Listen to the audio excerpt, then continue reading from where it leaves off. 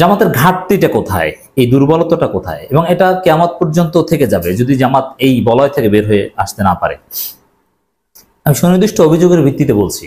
বিভিন্ন নিয়োগের ক্ষেত্রে, সংবাদ মাধ্যমে বিভিন্ন নিয়োগের ক্ষেত্রে, কোর্টে এপিপি নিয়োগের ক্ষেত্রে অনেক যোগ্য লোক যাদেরকে জামাত রেকমেন্ড করলেই সে হয়ে যেত, জামাত একটু চেষ্টা করলে হয়ে যেত, সে লোকগুলো আসলেই সবচেয়ে যোগ্য এবং তারা সাবেক শিবির, কিন্তু বর্তমান জামাতের রোকন নয় বলে জামাত গুরুত্ব দেয়নি।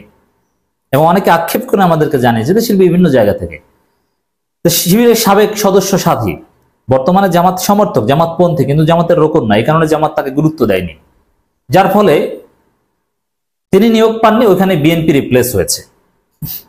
তো জামাতের এইখানে একটা দুর্বলতা। এবং অনেক ঢাকা বিশ্ববিদ্যালয়ের সাবেক অনেকের ক্ষেত্রে এই অভিযোগ, বিভিন্ন জায়গায় তারা জামাতের রেকমেন্ডেশন চেয়েছেন কিন্তু জামাত গুরুত্ব দেয়নি, জামাতের হাইকমান্ডের কাছে তার রেকমেন্ডেশন আনার চেষ্টাটা পৌঁছাতেই পারেনি, অথচ সে সাবেক শিবির, কিন্তু বর্তমান রোকন নয় বলে জামাত গুরুত্ব দেয়নি।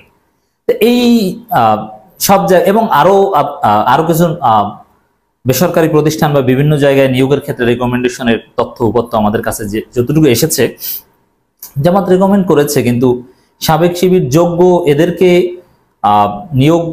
নিয়োগে রেকমেন্ড করবে এই বিষয়ের চাইতে নেতাদের আত্মীয় স্বজন, ভাইরা ছেলে, অমুক তমুক, এগুলোকে প্রাধান্য দেওয়া হয় জামাতের রাজনীতি বর্তমানে। এর মানে স্বজন প্রীতি জামাত নেতাদের মধ্যে প্রচন্ড রকমের, অথবা তেলবাজি করে যারা রেকমেন্ড আদায় করতে পেরেছেন, কিন্তু যোগ্যতার মাপকাঠিতে জামাত রেকমেন্ডেশন করতে ব্যর্থ হয়েছে। বিশেষ করে রোকন না এই প্রশ্নে অনেকে রেকমেন্ডেশন থেকে বঞ্চিত হয়েছে, আর যাদেরকে রেকমেন্ড করে তারা যোগ্য না, স্বাভাবিকভাবে অনেকে বাদ পড়ে যায়। এটা একটা বিষয়। এবং উপদেষ্টাদের ক্ষেত্রে দেখেন, একেবারে জামাতের রাজনীতির সাথে জড়িত বা অনুগত এমন কাউকে তো আপনি উপদেষ্টা বানাতে পারবেন না। প্রো জামাত, জামাতপন্থী পছন্দ করে, জামাতপন্থী বুদ্ধিজীবী, রোকন না, এই টাইপের লোকজনকেই তো আপনাকে বানাতে হবে। তো এদেরকে জামাত গুরুত্ব দেয় না আদৌ। এটা জামাতের এই ব্যর্থতার একটা কারণ, গুরুত্ব না পাওয়ার একটা কারণ।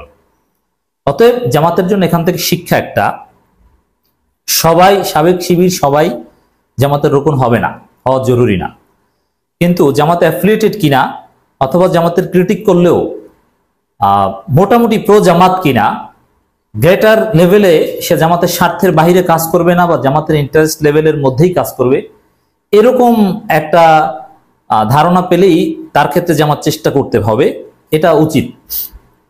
সরাসরি যারা পলিটিক্যাল অ্যাফিলিয়েশন আছে যাদের, তাদেরকে তো আপনি এইসব পোস্টে বসাতে পারবেন না। যেমন আপনি দেখেন এই দূতাবাসের নিয়োগগুলোতে অনেক চুক্তিভিত্তিক নিয়োগ আছে, পাবলিক রিলেশনস অফিসার থেকে শুরু করে রাষ্ট্রদূত, জামাতের কেউ নাই, নিয়োগ পাচ্ছে বামপন্থী অমুক তমুক হাবিজবি। কেন নেই? জামাতপন্থী অনেক লোকজন আছে, যুক্তরাজ্যে অনেকে আছে, অনেক সাংবাদিক আছে, শিবির করতো এবং তারা প্রো জামাত, কিন্তু জামাতের সাথে রাজনৈতিকভাবে বর্তমানে সংশ্লিষ্ট নয়, তারা ফান্ডিং এর অভাবে কিছু করতে পারে না। অথচ জামাত কোটি কোটি টাকা খরচ করে ঠিকই নন প্রোডাক্টিভ কাজে, যার চায়নার দাম নেই, এবং সিরাত মাহফিলে কোটি টাকা খরচ করতে জামাতের আপত্তি নেই, যার আদৌ কোনো ভ্যালু নেই। অথচ ইংলিশ পত্রিকা করবে, যুক্তরাজ্যের উন্নত জীবন ছেড়ে, ইউরোপ ছেড়ে বাংলাদেশে আসবে, ফান্ডিং পায় না, টাকা পায় না, যে প্রো জামাত ভ্যালু দেয় না। এবং যাদেরকে নিয়ে জামাতপন্থী বিভিন্ন প্রতিষ্ঠান চালাচ্ছে যোগ্য নয়, কারণ ওই যে জামাতের রেকমেন্ডেশনে যারা নিয়োগ পেয়েছে তারা নেতার ভাইরা ছেলে, বাংলা কলেজের, যোগ্য না। এই জায়গাটা জামাতকে সমাধান করতে হবে। অর্থাৎ বিষয়গুলো আসলে আমিরে জামাত পর্যন্ত যায়ও না, তার আগেই সলভ হয়ে যায় বলে যোগ্যরা বঞ্চিত হয়। তো উপদেষ্টা পরিষদে জামাতপন্থী কেউ না থাকা, বিভিন্ন নিয়োগে জামাত বঞ্চিত হওয়া, যেখানে বিএনপি ব্যাপকভাবে সুযোগ পেয়েছে, এর একটা কারণ এটা। তো দর্শক, এই বিষয়ে একজন বুদ্ধিজীবী এবং রাজনীতি বিশ্লেষক, অ্যাক্টিভিস্ট, তিনি একটা লেখা দিয়েছেন। এটা ক্রিটিক, এটা আমলে নিতে হবে, সব পয়েন্টের সাথে একমত হওয়া জরুরি না, বাট ইটস ভেরি ইম্পর্টেন্ট।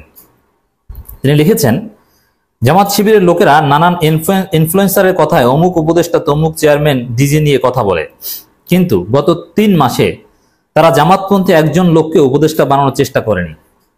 বুঝতে পারছেন? তাদের নেতারা এক্ষেত্রে চরম উন্নাসিকতার পরিচয় দিচ্ছে। সরকারে জামাতের লোক না থাকা নিয়ে আমি যখন আলাপ করেছি তখন আমাকে বলা হয়েছে জামাত কিছু ভিসি পদ ছাড়া আর কোথাও কারোর জন্য সুপারিশই করেনি, চেষ্টাই করেনি। তাদের লোক নিয়োগ না দেওয়ার আর কিছু বলে না, অথচ আমি সমালোচনা করি বলেও অনুযোগ করা হয়েছে। জামাতের কিছু লোক নিজস্ব তদবিরে পদ পেলেও নিঃস্বার্থের বাইরে তারা কিছুই করছে না। মনে রাখবেন, ফারুকী যেখানে উপদেষ্টা হতে পেরেছে সেখানে জামাতের যোগ্য লোকেরা উপদেষ্টা গুরুত্বপূর্ণ পদ আসতে পারে। কিন্তু জামাত নেতারা 5 আগস্টে হাসিনা পতনের পর সিন্ডিকেটের দখল, লুটপাটের সহায়তা ছাড়া আর কিছুই করেনি। আর এই সত্য গোপন করতে এরা মৌলবীদের দিয়ে মাঠে এনে ওয়াজ করে প্রকৃত চিত্র গোপন করার চালাকি করেছে। সোহরাওয়ার্দী উদ্যানে মাহফিলে জড়িত জামাত নেতারা একটি গ্রুপের 8,000 কোটি টাকা চুরি জায়েজ সামিল হয়েছিল। সেই সিন্ডিকেট লীগের এমপি ও ব্যবসায়ী কি পুনর্বাসন জড়িত ছিল। আমি বিশ্বাস করি জামাত নেতারা এর সাথে জড়িত, আমি বিশ্বাস করি। প্রমাণ নেই, কিন্তু এরকম অন্যান্য ঘটনার প্রমাণ আমরা পেয়েছি, যার ফলে এই অভিযোগ সত্য হতে পারে। এদিকে বহু জায়গায় জামাতের লোকেরা দেদারসে ঘুষ খাচ্ছে, কিন্তু সরকারের উপদেষ্টা সহ বড় পদে যোগ্য লোকদের নিয়োগ তাদের কোনো ভূমিকা নেই। এর একটা উদাহরণ হলো রাষ্ট্রদূত প্রেস মিনিস্টার পদে বামপন্থীরা দালাল, চোর, চোট্টারা নিয়োগ পাচ্ছে, কিন্তু জামাতপন্থী কাউকে নিয়োগের জন্য কোথাও বলা হয়নি। এক্ষেত্রে জামাতের লোকেরা যদি বিএনপির ভেতরকার ধার্মিক ডানপন্থীদের কথাও ভাবতো, তাহলে বহু মানুষের সঙ্গে কাজ করার সুযোগ ছিল। এই জায়গাটা আমি সবচেয়ে ইম্পর্টেন্ট মনে করি। জামাত প্রথমে চেষ্টা করবে তাদের রোকনদের মধ্যে যদি যোগ্য লোক থাকে, ঠিক আছে, তার জন্যই প্রায়োরিটি দিবে। কিন্তু যোগ্যতা নাই, তারপরও আত্মীয় পরিচয় তাকে দিবে, এটা হয় না। এরপরে প্রো জামাত, সাবেক শিবির, মোটামুটি জামাতের বলয় আছে বা অ্যান্টি জামাত নয়, এদেরকে গুরুত্ব দিবে। তাদের মধ্যে না পাওয়া গেলে বিএনপির মধ্যে যারা ভালো তাদেরকে গুরুত্ব দেবে। কিন্তু রেকমেন্ডেশন, চেষ্টা, এগুলো থেকে পিছু হটা যাবে না। জামাতের জন্য মূল শিক্ষা এটাই। জামাতের ভালোর জন্যই আমরা এই সমালোচনাগুলো করছি, যাতে জামাতের লোকজন বিভিন্ন জায়গায় নিয়োগ পায়। সহজ কথা। আমি এই লাইনটা আবারও পড়ছি, জামাতের লোকেরা যদি বিএনপির ভেতরকার ধার্মিক ডানপন্থীদের কথাও ভাবতো, তাহলেও বহু মানুষের সঙ্গে কাজ করার সুযোগ ছিল। কিন্তু তাদের চোখ এখন রঙিন চশমা লেগেছে। তারা আমাদের বিরুদ্ধে অপপ্রচার করাকে দিনই কার্যক্রম বানিয়ে নিয়েছে। আমরা যদি জামাতের অবহেলিত যোগ্য লোকদের মূল্যায়ন কাজ করি, তাতে করে তাদের মনে হয় হস্তক্ষেপ করেছি। এদিকে বাহাদুরি করতে গিয়ে তারা যাদের কথায় নাচে, তাদের বসেরা আবার আমাদের কাছে জামাতের লোকদের হীনমন্যতা নিয়ে বলে, ইত্যাদি ইত্যাদি। যাই হোক, এই সমালোচনাকে জামাতের আমলে নেওয়া উচিত বলে আমি মনে করি। জামাতের অনেক কিছু শিখতে হবে, অনেক কিছু পরিবর্তন করতে হবে।